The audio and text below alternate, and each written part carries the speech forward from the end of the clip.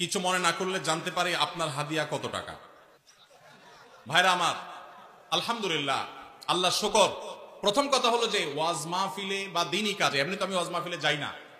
আপনাদের এলাকারই ভাই, কি নাম ওনার, হানিফ ভাই বোধহয়, হানিফ ভাই, উনি আমাদের অফিসে লোক পাঠাইছেন।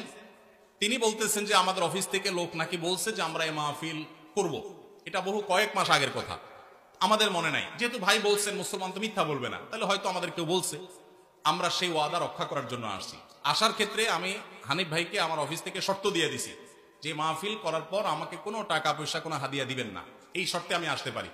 আলহামদুলিল্লাহ, ওনার সাথে আমার চুক্তি হয়েছে হানিফ সাহেবের কাছে, আমি খাবো না, কোনো হাদিয়াও নেব না। আলহামদুলিল্লাহ, আমি এখানে খানাও খাই নাই, হাদিয়াও নেব না, ইনশাল্লাহ এই চুক্তি করেই আমি আসছি। কোন জায়গায় কেউ যদি আমাদের পথ খরচ দেয় বা হাদিয়া দেয়, আলহামদুলিল্লাহ, আমরা যেখানে মানুষ খুব জোরাজোরি করে নেই। আর যদি কোনো মসজিদ মাদ্রাসা হয় বা দিনী প্রতিষ্ঠান হয়, সচরাচর আমরা চেষ্টা করি পথ বড়াটাও নিজের পকেট থেকে দিয়ে যাওয়ার। এটা যেহেতু প্রশ্ন খোঁচা মেরে করেই ফেললেন, সেই প্রসঙ্গে বলা, হানিফ ভাই এখানে উপস্থিত আছে, সাক্ষী উপস্থিত আছে, ওনার সাথে চুক্তি করা হয়েছে। যেহেতু মাদ্রাসার মাহফিল, মাদ্রাসার জন্য দুনিয়ার টাকা উঠানো লাগতেছে, একটা মসজিদ নাই, বাচ্চাদের থাকার জায়গা নাই, তাহলে এখান থেকে আমার হাদিয়া নেওয়া লাগবে কেন? আলহামদুলিল্লাহ, আমার চলার মতো ব্যবস্থা আল্লাহ তাআলা আমাকে দিয়েছেন, যথেষ্ট দিয়েছেন।